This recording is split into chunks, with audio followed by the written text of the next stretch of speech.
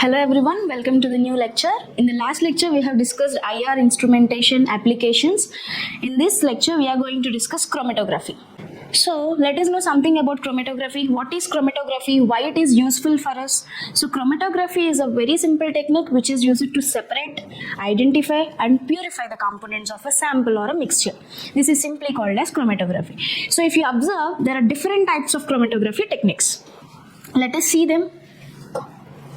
Paper chromatography, thin layer chromatography, column chromatography, gas chromatography, high performance liquid chromatography. In shortcut, it is also called as HPLC. So thin layer chromatography is also called as TLC. So these are all separation techniques. Okay, in order to separate any components of a mixture, we generally use this chromatography technique. So coming to the principle of this TLC, on what basis this chromatography is helpful for us? Okay, let us see.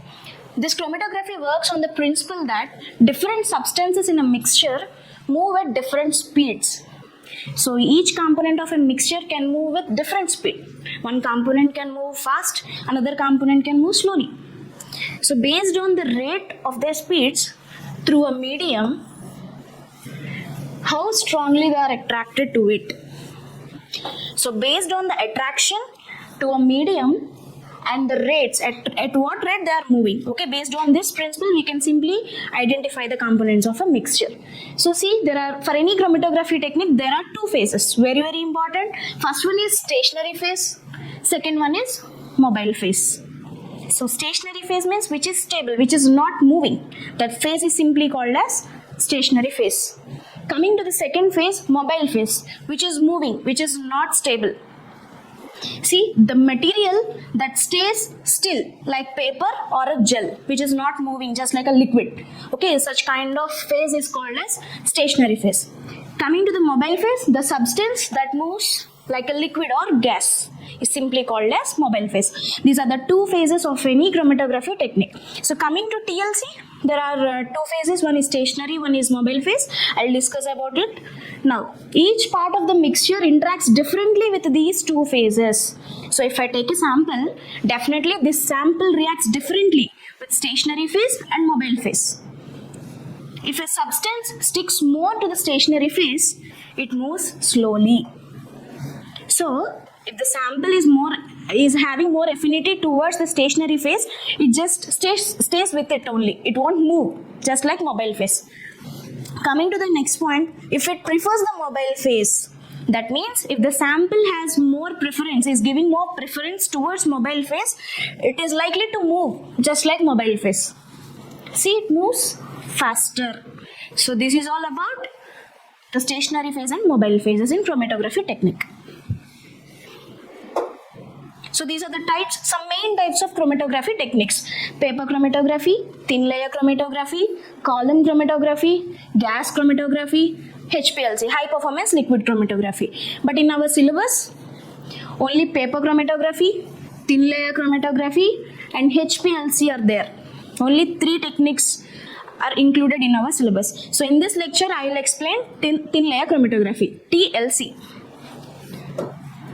Now, coming to this thin layer chromatography, if you observe, first step is preparation of TLC plate. So we have to prepare thin layer TLC plate. So for this preparation, you have to take a TLC plate, that means a glass plate. Okay, then dip this glass plate into a beaker containing silica gel. Okay, just dip it and take it out, so that silica gel absorbs evenly. So let me show you. If this is a glass plate, just dip it in a beaker containing silica gel. Okay, after dipping in it, take it out. So if you can observe that this TLC plate is completely absorbed by the silica gel. Okay, next. So take a TLC plate which is a flat surface coated with a thin layer of adsorbent material. So this is what silica gel. This thin layer of adsorbent material is silica gel. Okay, in which we have dipped this thin layer plate. Next, second step is sample application. After preparing TLC plate, what you have to do? You have to spot the sample on that plate. Okay, using a capillary tube or micropipette, apply a small drop of the mixture you want to analyze at the bottom of the plate. So if this is a plate, after absorbing silica gel, a thin layer silica gel, then after letting it dry for some time, draw a line from the bottom. So let me show you the difference. So draw a line from the bottom. So after drawing the line, spot the sample. Okay, here I have spotted the sample using a capillary tube or micropipette. This is second step. First step is preparation of TLC plate after preparing sample spotting using capillary tube. And coming to third step, solvent preparation. So after the preparation of this TLC plate and solvent spotting, sample spotting, you have to place this plate in a solvent containing beaker. So for that purpose, you have to prepare some solvent. Okay, that is third step.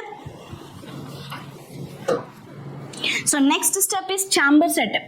So after preparing some solvent in a beaker, so it should be very less in quantity. After this, you have to place this TLC plate which you have prepared earlier, where you have already spotted the sample. Okay, next, so place this in a beaker and cover it. So cover it with a lid. So place the TLC plate in a developing chamber. This is called developing chamber. So a beaker or a jar, simply it is called as developing chamber, that contains the solvent. So this beaker is containing some solvent. This is solvent. Ensuring that the solvent level is below the spot of the sample. If you observe, here is the sample spot, right? The solvent must be below this spot. Okay, that is what they're telling us. And coming to the fifth point, solvent movement. So after placing this TLC plate in the beaker, you can observe that the solvent will come up. Right, allow the solvent to rise up the plate through capillary action. So as the solvent moves, it carries the components of the mixture, causing them to separate based on their affinity. So if you leave it for some time, slowly you can observe the solvent is coming up. So solvent has come some distance and also sample. So let me show you the difference. So sample has traveled some distance. So this is sample. This is solvent front. Okay. So you can observe, if it is a mixture containing different components, it will split. If it is having only sample, it will come up. It will travel some distance through this solvent. Okay, based on their affinity for stationary and mobile phases, it will travel. So coming to the next step, which is separation. The substances in the mixture will move at different rates. More soluble substances move farther up the plate towards the solvent front, and less soluble substances stay closer to the starting point. So those components which are less soluble will stay at the bottom of the plate, and which are more soluble will travel upwards. I'm talking about mixture here. Okay, and next one, visualizing the spots. So after the components of the mixture has separated, now what you have to do, you have to visualize the spots. If the substances are not visible, you may need to use UV lamp or a chemical reagent to visualize the spots on the plate. Not all the solutions or all the compounds are colored. So some compounds may be colorless or white. So in order to see those sample or molecules, you have to spray some reagents, or else you have to place it under UV radiation, UV light, so that you can see the sample. Each substance will appear as a separate spot at different distances along the plate. Just like this. If this is the initial spot, you can observe. If it is a mixture, you can see different components of a mixture getting separated. Okay, this is how it will separate when it is placed in a beaker containing solvent. So after visualizing the spots, what you have to do, you have to immediately measure the distance from this sample to this is solvent front. So calculate this distance, let it be x, and again calculate the distance from each of these components. So let it be y. I'm taking only one first. Okay, after measuring the distance x and y, calculate the RF. RF means retention factor. So RF, how can you calculate RF? Distance moved by the sample, the ratio of distance moved by the sample to the distance moved by the solvent front. So here I have taken y as the sample distance, y divided by solvent front distance is x. So RF, y by x gives the value of RF of each component.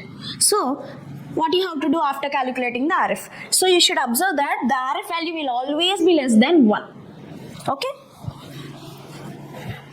It is less than unity simply. So after calculating RF, let us say 0.5 is the RF value you have got for a component in a mixture, or the sample RF is 0.5. Now you have to compare this standard value, this value with standard values.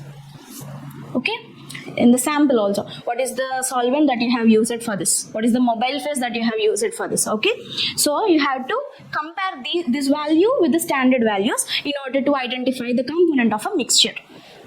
So simply, so first step is preparation of TLC plate.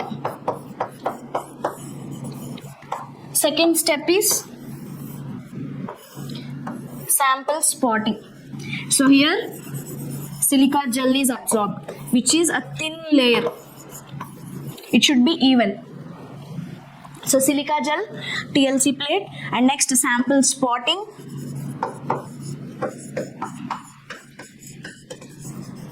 Next, placing this TLC plate which is spotted in a chamber containing a solvent. So here this solvent is acting as mobile phase, that is moving upwards. And here if you can observe, so this silica gel is constant, it is not moving, so it is stationary phase. So this is stationary phase and this is mobile phase. Okay, and it should be covered. So after some time, after the solvent moving a certain distance, take that TLC plate out. So you can observe it has traveled some distance. Okay, and you can also see solvent has traveled sufficient distance. So after taking it out, calculate the distance moved by the sample and also distance moved by the solvent front x and y. Then calculate the RF. RF is equal to x by y. It should be always less than 1. So after getting the RF value, compare it with standard values. So this is the simple one, very simple technique which is used to identify the unknown compounds based on the RF values. So in the next session, we'll be seeing about paper chromatography and also high pressure liquid chromatography. Thank you.